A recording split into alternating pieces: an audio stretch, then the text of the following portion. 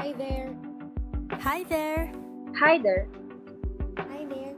and welcome to Conservation Conservation Conversations Conversations Podcast. Podcast! Since it's graduation season already, which is also the time where people start to further establish the career that they have been longing to pursue, knowing yourself is the critical part before entering the workplace. If you are one of us wondering about what life in the field of biological sciences, this episode is for you. Yes, and we hope that by the end of this video, we'll be able to critically analyze and evaluate the concerns in relation to our field of interest, which is biology and workplace practices in the Philippine context. Furthermore, we also aim to demonstrate social intelligence in addressing workplace challenges. That's right. In this episode, we will navigate the complex world of the workplace to further build our professional and personal relationships. More specifically, the workplace practices in biology, being a woman in STEM in the Philippine context. As we know, there are various workplace communication challenges and issues. Actually, a UK based company, it's named The Big Picture People, believes that inconsistent communication, over reliance on technology, using jargon, not listening to employees, lack of leadership communication, and assuming excellent communication skills are the six challenges in the workplace that disengage employees today. With this, I think it is highly important for us to carefully assess first if the company culture and values that we will be applying for aligns with our interests and principles before actually pursuing to be part of their institution. Tama, and since nabanggit na rin naman ni Ska yung importance ng pag-deep deeper and knowing more about the company that we aim for, kayo ba mga girls, do you have any organization in mind that captivates your personal interests and qualifications? Siguro simulan ko na lang din since feeling ko ako yung pinabata dito and wala pa akong ganon ka-establish na professional experience. So, ayun, wala pa akong, I have not worked with any companies or organizations before other than the student organization that I'm currently part of, which also aims to promote the conservation of our environment and wildlife. Pero with regards to the question, hindi na siguro ako lalayo no, na since UP is a center of excellence in research and we have a globally recognized repository of natural heritage in UPLB that also continues to lead in biodiversity research activities in the country. I also look forward to working at the UPLB Museum of Natural History.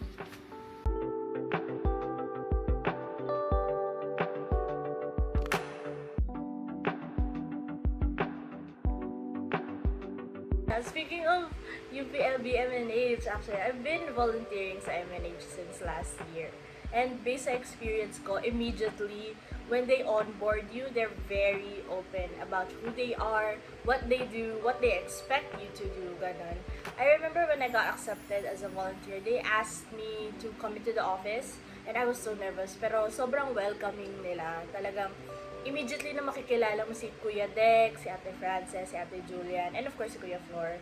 And from the way I talked to them palang, like, the way I call them ate and kuya instead of like what you'd expect na sir or ma'am, you get a glimpse of how they view yung positions nila sa MNH. Wow, ang ganda naman ng mga experience mo, Ska. Ako naman, I was an intern sa MNH last year for 2 months and sa 2 months na internship ko doon, I totally agree sa mga sinabi mo. Talagang welcoming yung mga tao and even during orientation pa lang, you can really see na they are not trying to intimidate you as a subordinate. So doon pa lang makikita mo na yung culture and yung pakikipagsamahan nila sa isa't isa. Pero unlike sa experience mo, Ska, you were told to address them as sir or ma'am.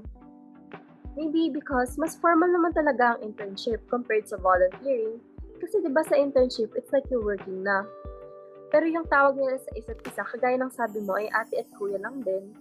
Except sa director na ma'am yung tawag nila. And aside from that, may dress code din na in-implement sa amin. And they were kind of strict about it. Same with attendance, at saka yung tardiness na bawal ka malate, which I think is normal naman for a workplace.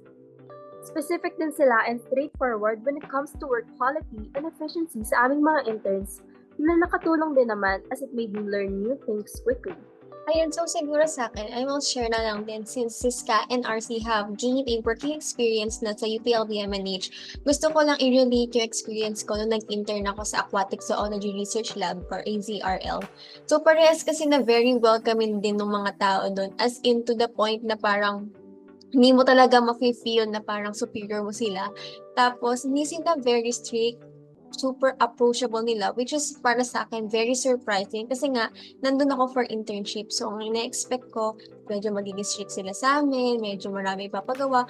Pero, makikita natin doon na parang na-feel ko na parang super laki ng trust nila sa amin na hindi na kami talaga sinusupervise and parang we're really on our own na.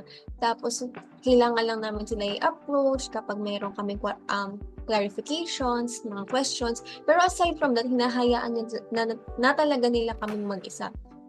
Pero, syempre, since internship nga siya, ang tawag namin sa kanila ay ma'am and sir din. Pero, yung iba nga sa kanila, sila pa yung parang na-off kapag tinatawag namin silang ma'am or sir. In terms of dress code naman, hindi naman sila ganun ka-strict din, which again is very surprising kasi laboratory siya. Pero ayun, going back, parang medyo na-curious na ako sa beliefs and values ng MNH sa workplace mismo since it's a very established institution. Yeah, I agree. And ang branding kasi sa kanila, di ba, biodiversity conservation, hindi lang basta sa animals na field of interest natin, kundi pati rin sa plants. Meron ding trees, ganyan. And nakatatak na rin kasi sa public yung kanilang awards and recognitions. And hindi lang sila mismo focus sa isang place. Like, for example, they tend to explore small islands, meron ding sa cave, and ganyan, other places. So, such a diverse na pag-cover sa ating biodiversity, of course. So, I wonder, paano na-observe yung power distance and dynamics since malaking ginagampanan nilang commitment sa corporate social responsibility with full passion for science and education. So, any of you, can you please share the key figures or yung mga tao behind the continued success of the museum and of course their leadership styles? How did they guide you bilang baguhan sa environment? That's a good question, Joanna. But for the sake of our listeners, let me first define power distance. According to Science Direct, power distance is the unequal distribution of power between parties and the level of acceptance of that inequality, whether it is in the family, workplace, or other organizations. And going back to MNH, I would say na moderate power distance yung meron sa kanila. Kasi even the director ay nakikipaglokohan sa amin during our presentation. And sobrang bait din niya, kind of like a mother figure. Something you wouldn't see in a high power distance organization, di ba? Kaya nakakagulat rin. And so, I believe na healthy and sufficient amount of power distance yung makikita sa MNH. Kasi kahit na sobrang close sila sa isa't isa, and may mga ginagawa silang bagay na kagaya sinabi ko na hindi mo makikita sa ibang workplace areas, yung respect nandun pa rin. Everyone does their job well, and may good boundary pa rin between work and personal life. When on-site, yung ginagawa kong vol work for them, we usually eat lunch, ganon, together. Tapos, sobrang casual lang talaga ng conversations. Kahit sila talaga, medyo supervisor mo, ganon. And even after, kunyari, expeditions, for example, or trips, kasama yung mga interns from other schools, we have eaten dinner together, ganon. Kasama talaga sila lahat. And a friend of mine actually sa HR, he said na before na Filipinos bond by eating daw together. So, feeling ko nag-a-apply yun dito. And maybe this is because I'm just a volunteer, baka lang. Pero there really isn't a strict implementation of power distance. I'm not even sure really kung sino yung director na MNH. I think in a normal high power setup, you'd expect to know at least kung sino higher ups nyo, di ba? OMG Ska, I also had experiences during my internship there na nagluluto sila ng lunch or merienda sa kitchen. Then sabay-sabay sila kakain regardless of their job positions. They would even offer the foods for us for free pa nga eh. So hindi mo talaga mafe-feel yung wide gap of power between the superiors and subordinates. Also, kapag may isang may birthday, lahat talaga tumutulong tsaka nagpa-participate sa pagpe-prepare ng celebration. May time na birthday ni kuya na maintenance doon. And pati yung mga specialists tsaka seniors, tumulong talaga sila sa pagluluto ng foods and especially sa pag-organize ng place. And of course, kami ng mga interns invited again to join them. Kaya naman, sobrang na-feel talaga namin na welcome kami doon. I think yung mga shinare ni Sra at RC really says a lot about the leadership style ng MNH. I can imagine the workplace having individuals na very open and comfortable na makipag-interact with the rest of the staff. Pero at the same time, they still ensure that they acknowledge and respect authority. If you would ask me, I think this aligns well with the mission of MNH not to explore and preserve collections that represent the Philippines' unique natural history. Of course, dito pa lang makikita na natin how vital efficient communication is since we're talking about research and education, di ba? Ah, yes. Um, Nabanggit naman sa website nila na one of their core values ay collaboration and inclusiveness. Aside from personal interactions like gatherings tuwing my birthday, kasama talaga sila sa preparation and such. What about the professional aspect in the workplace? Since the people at the Museum of Natural History or MNH came from diverse cultures, academic disciplines, and perspectives, of course. How is authority established or how do the higher ups manage the people who works in the museum? So, sa inyo bilang intern and volunteers, ganyan. I can share my inputs in that, Joanna, kasi I did a survey sa tatlong staff ng MNH para i-assess yung personal thoughts nila on power distance. The three of them had different positions including senior museum specialist, administrative aide 6, and university extension specialist, so talaga namang iba yung roles nila and responsibilities sa museum. The results of their survey showed na halos similar yung scores nila and it can be classified as moderate power distance. And nung nalaman ko to, I was like, wow. So tama nga yung tingin ko sa power distance level ng MNH based on my experience. And gladly, the organization don't follow the traditional high power distance sa Pilipinas kasi talaga namang nakaka-suffocate yun minsan, di ba? And this just further strengthens my interest na salihan yung organization nila. Yeah, in my perspective naman kasi as a volunteer, there's a lot of flexibility when it comes to the work na we do. I handle a lot of the inventory, ganyan. So, medyo time-consuming yung work. Pero dahil nga volunteer ako, di talaga sila strict sa compliance and very lenient sa schedule. However, because they build personal connections with you, magigilty ka na hindi gumawa. So, makakomply ka talaga. Magko-comply ka at magko-comply kahit hindi din talaga super enforced. As I see, from the results or their responses to survey, it means a lot for our discussion today. This cultural trait influences and it has something to do with the communication dynamics and harmonious workplace relationships. And despite the acceptance of unequal power distribution in the Philippines, diba? Alam, parang parang part na siya ng culture ng Filipino workplace na kailangan talagang parang strict when it comes to hierarchy and such in various aspects of our society. This impacts the interactions between individuals in professional environments.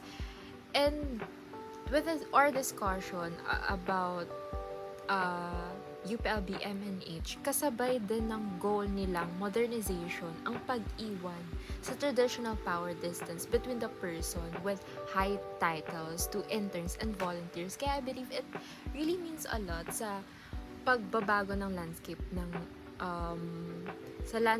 ng workplace kahit na